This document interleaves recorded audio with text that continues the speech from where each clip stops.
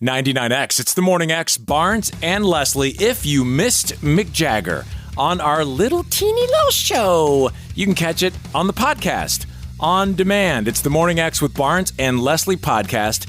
Anywhere you get podcasts or at 99x.com, you should follow it. That way you don't miss anything. Thank you, Mick. Remember we were talking about Netflix, how they're going to open up these brick and mortar locations? Oh, that's the dumbest idea I think ever. Yeah, I saw this story on Bloomberg that Josh Simon, who's the VP of Consumer Products there, they're going to open a network of stores, retail, dining, live entertainment, I guess all in an attempt to leverage all their shows. I mean, in theory, it sounds good, but what does it sound like to you? It sounds like a video store. Like, remember Blockbuster? Completely. Only thing I can think of is right now commercial real estate is down because people are not coming back to offices. There's lots of space available.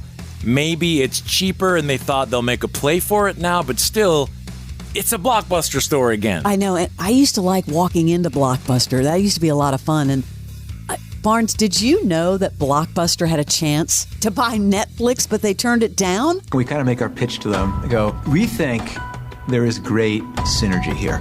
We could run your online business. You'd run the stores. This would be a great combination. But they finally said, so what do you think we should pay for you? And I remember when he goes like $50 million. I swear they were all kind of holding a laugh in because they found that so ridiculous. I remember sitting there going, oh, God, now we're going to have to kick their ass. You know what the best part is? You know what the best part is. I saw that somewhere. They did kick their ass. Yeah, that was the co-founder and CEO Mark Randolph talking about that meeting with Blockbuster. This is on Rolling Stone's list of the 50 worst decisions in movie history. Oh, I love lists like this. That was back in 2000. They could have bought it for like $50 million. Netflix is now worth $158 billion. Well, they better start paying actors so we don't go through all this strike business anymore. Well, you know, on this list, that was number 3. I can kind of believe that. Worst decisions in movie history. That's a big one, from $50 million to $158 billion. Did you know this one? This is at number 5. Matt Damon turned down a role in James Cameron's Avatar, including 10% of the profit. He would have made roughly $250 million. I love these stories, and every big actor has one. Well, we ask a lot of the times, and some of them don't even remember. But but why would you turn down? Number one, it's James Cameron. It's not like some unproven director. And I'm surprised because Matt Damon's been in, like, you know, the Bourne series and stuff like that. That I wonder why he turned it down. You always wonder that. And you're going to get back end of 10%. That was at number 5. 50 worst decisions made. Number 4.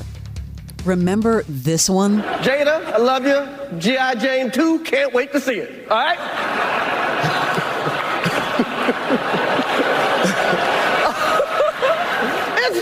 That was a nice one. Okay. I'm out here. Uh-oh, Richard.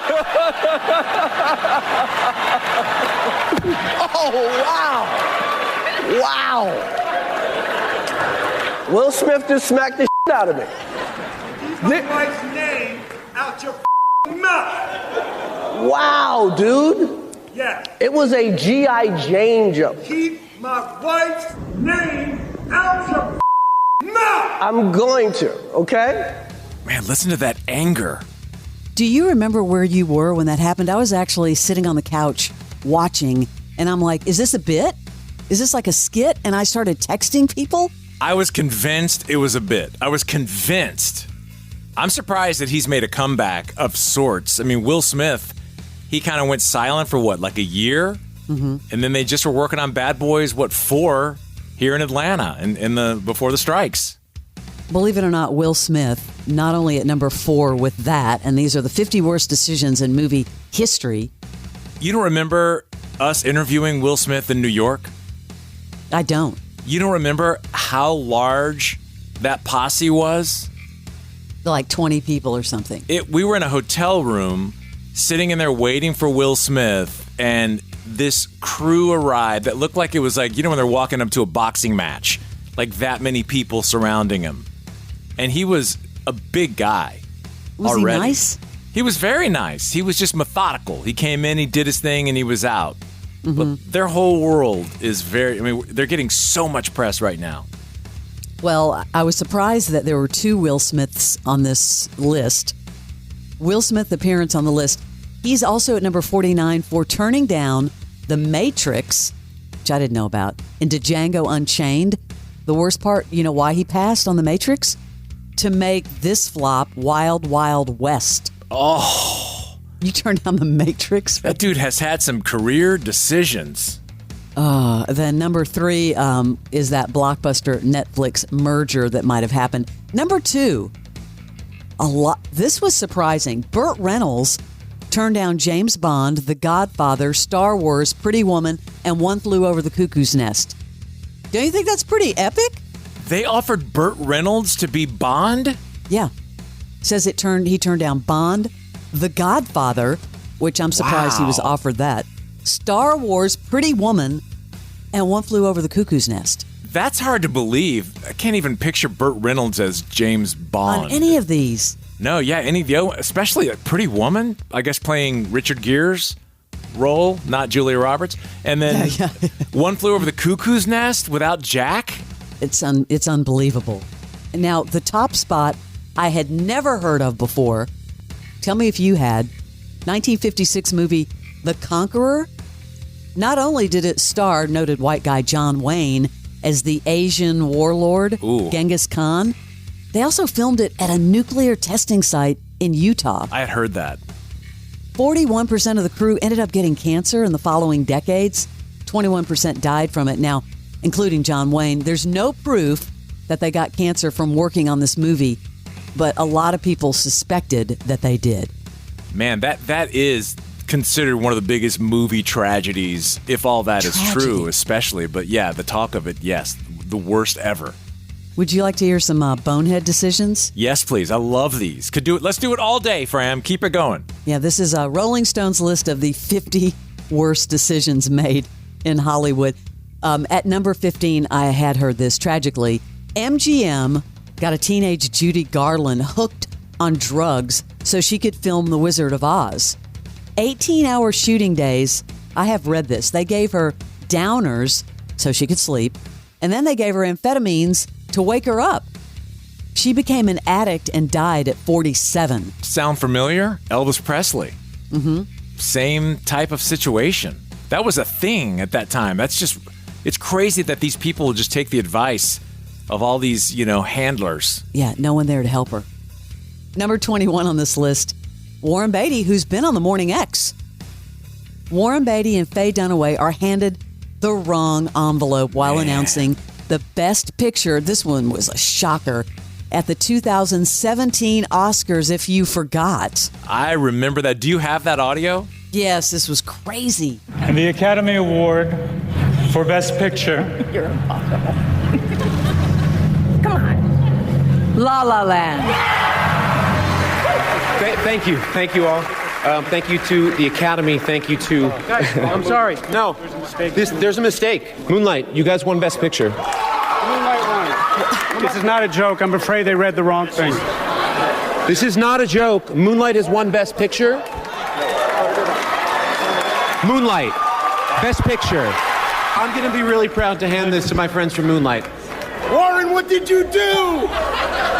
I want to tell you what happened. I opened the envelope, and it said, Emma Stone, La La Land. That's why I took such a long look at Faye. I wasn't trying to be funny. Wow, this is Moonlight, the Best Picture. Yeah. Damn, that was bad. It was bad. It was so awkward. How did that how does that even happen? Well, how does the wrong card even get in the envelope? If that truly did happen. In the Oscars, it's like two, Will Smith and then that. I have one more for you, Barnes. Again, 50 worst decisions in movie history. This is from Rolling Stone. This is at number 32. Crazy. 20th Century Fox was hesitant to sign off on Star Wars. What? They thought it was going to flop. So listen to what George Lucas did. He offered to exchange his $500,000 salary in exchange for the merchandise and sequel rights. Well, they gladly agreed. So in 2012, George Lucas sold his Star Wars rights to Disney for $4 billion. By the time the franchise had grossed somewhere in the ballpark of $20 billion. Wow. When you, of course, factor in all the merchandise. Smart move on George Lucas's part. Fram with the fun facts. You stated in your memoir you turned down the role of the original James Bond because you thought an American couldn't play the role. Looking back, do you regret not playing Bond? Yes, I do. You do? You turned down Richard Gere's part in Pretty Woman in 1990. Why did you pass? Because I'm an idiot. Bert, you were the first choice for One Flew Over the Cuckoo's Nest in 1975. Jack Nicholson won an Oscar for the role. Why did you pass on that part? I didn't pass on that. I wanted to do it desperately. In fact, I tried to kill Jack. Right. You also turned down Jack Nicholson's role in Terms of Endearment in 1982, which he also won an Oscar for. I don't remember turning it down. I think they're crazy. Did you turn down the role of Han Solo in the original Star Wars? That I did. You did? Why? Because I thought that, I don't like science fiction pictures. The Morning X with Barnes and Leslie. 99.